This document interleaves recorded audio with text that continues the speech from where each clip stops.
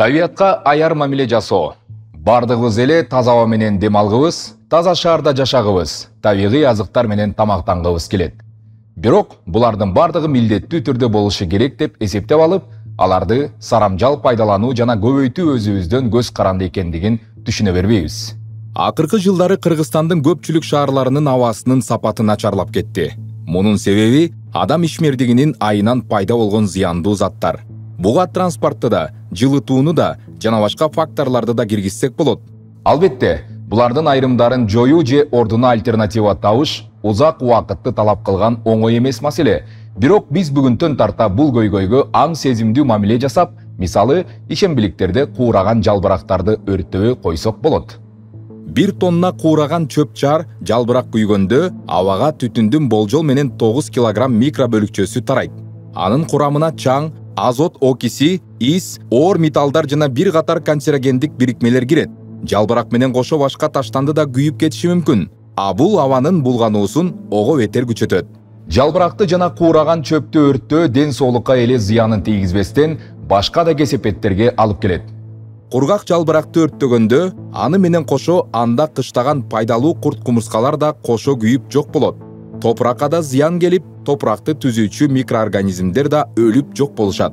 Өрт чөп өсүмдүктөрүнүн уруктары менен тамырын жок кылып, дарактар менен бадалдардын ылдыйкы жана тамырынын жогорку бөлүгүнө зыян келтирет.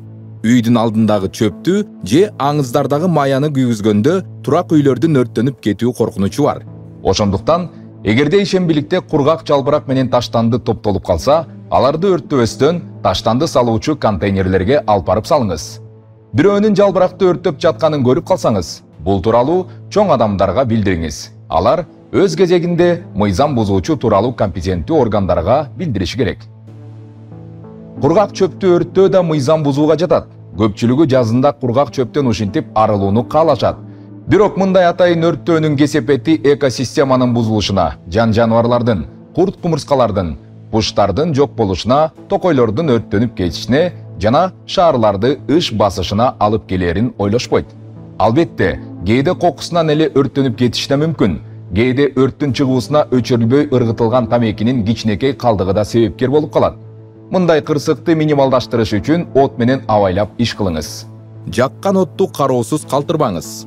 Ширеңке менен зажигалкаларды балдардан катыңыз. Кургак жана шамалдуу аба ырайында ширетүүчү жана отко айланыштуу башка жумуштарды жасабаңыз. Айнек таштандысын ыргытпаңыз.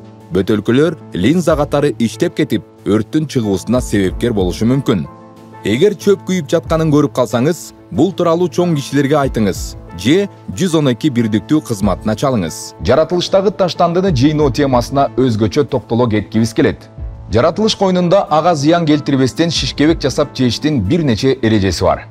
Эгер пикникке чыкканды жакшы көрсөңүз, таштандыны жыйнап кетүү тууралуу алдын ала ойлонуңуз. Сапарга чыгардын алдында таштанды үчүн пакеттерди сатып алыңыз. Бир жолу гана колдонула турган буюмдардын бардыгынан качыңыз. Сууңуз жетиштүү болсо, нымдуу салфеткаларды колдонбогонго аракет кылыңыз. Пикникке тиричилик химиясын, идиш жуйтурган каражаттарды жана ушуга окшогон суюктуктарды алып барбаңыз. Кокусунан кийимге түшкөн такты кетирүү же башка нерселерди киринен арылтуу үчүн табигый кир самын эле жетиштүү болот. Эгер өзүңүз эс алган жерден башка эс алуучулар калтырып кеткен таштандыны көрүп калсаңыз, өзүңүздүн да, башканын да таштандысын чогулта кетиңиз. Бул сиздин алтын эрежеңиз болуп калсын. Эгер от жаккан болсоңор, үйгө кетериңерде аны сөзсүз түрдө көп өлчөмдөгү суу менен өчүрүп кеткиле. Баса от тууралуу. Отту атайын ага ылайыкталган жерлерде же эски очоктун орду бар жерлерде жаккыла. Эгерде мындай жерлер жок болсо, жаңы очоктун ордун туура даярдашыңыз керек.